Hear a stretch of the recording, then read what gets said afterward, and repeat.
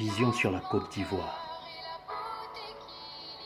Satan veut détruire la Côte d'Ivoire comme la Somalie. Satan est sur le point de plonger une nouvelle fois la Côte d'Ivoire dans le chaos.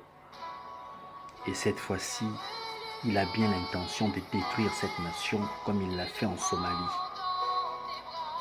Oui, frères et sœurs, serviteurs et servants du Seigneur Jésus-Christ. Tout ce qui s'est passé en Somalie avant et après les indépendances est bien l'œuvre de Satan. Ce n'est pas moi qui le dis, mais le Seigneur Jésus-Christ. Le Saint-Esprit me l'a révélé le jeudi 20 août dernier lorsqu'il m'a informé des intentions de Satan contre la Côte d'Ivoire. C'est le 3 janvier 2020 que le Saint-Esprit a commencé à me parler de la Côte d'Ivoire. En ce moment, j'ignorais qu'il y avait élection présidentielle au mois d'octobre prochain. Cette vision, je l'ai partagée à certains serviteurs de Dieu de la Côte d'Ivoire avec qui je suis en contact. Car le Seigneur Jésus-Christ voulait que j'avertisse ses serviteurs et son peuple de cette nation sur ce que l'ennemi préparait pour détruire le pays, afin qu'ils se lèvent dans la prière pour contrecarrer ce dessein funeste de Satan. Dans cette vision sur la Côte d'Ivoire, j'ai vu une grande rencontre des hommes politiques du pouvoir et de l'opposition. Il s'agissait d'une rencontre de réconciliation nationale.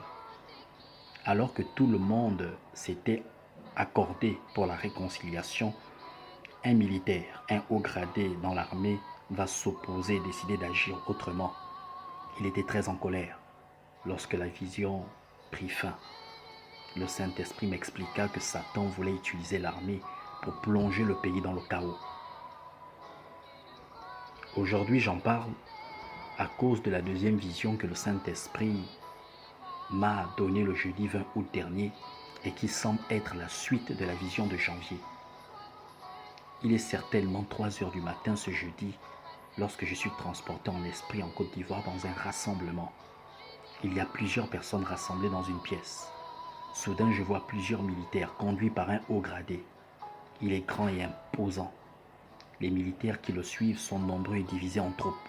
Chaque troupe appartient à un corps, gendarmerie, police, etc. Ils sont à ses ordres. Le haut gradé semble en colère et profère des menaces. Il parle de faire à la Côte d'Ivoire ce qui a été fait en Somalie. Et la vision prit fin. En faisant des recherches sur la Somalie, j'ai découvert que ce pays a été fortement déchiré par une guerre civile entre les habitants du nord et du sud, et il a été détruit, divisé et connaît jusqu'à ce jour une instabilité sur tous les plans. Ce pays peine aujourd'hui à se relever. Dans son projet contre la Côte d'Ivoire, le Seigneur Jésus-Christ révèle que Satan veut diviser le peuple ivoirien comme il l'a fait pour les Somaliens, afin de détruire le pays qui commence à se développer.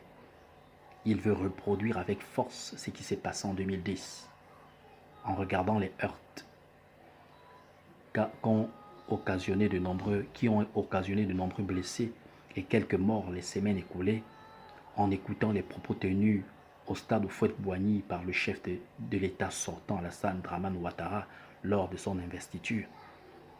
Les réactions de l'opposition et de certains militaires, il est évident que les démons de la division et de la guerre civile sont déjà aux portes du pays et prêts à enflammer la Côte d'Ivoire.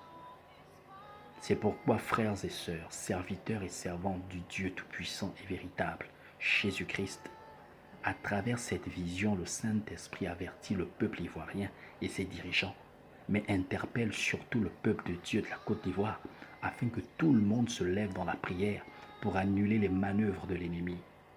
Lorsque Dieu révèle les plans de l'ennemi, c'est pour que nous puissions les détruire par la prière, afin qu'ils ne s'accomplissent pas. S'il vous plaît, partagez au maximum ce message d'avertissement à tous les chrétiens et serviteurs de Dieu de la Côte d'Ivoire.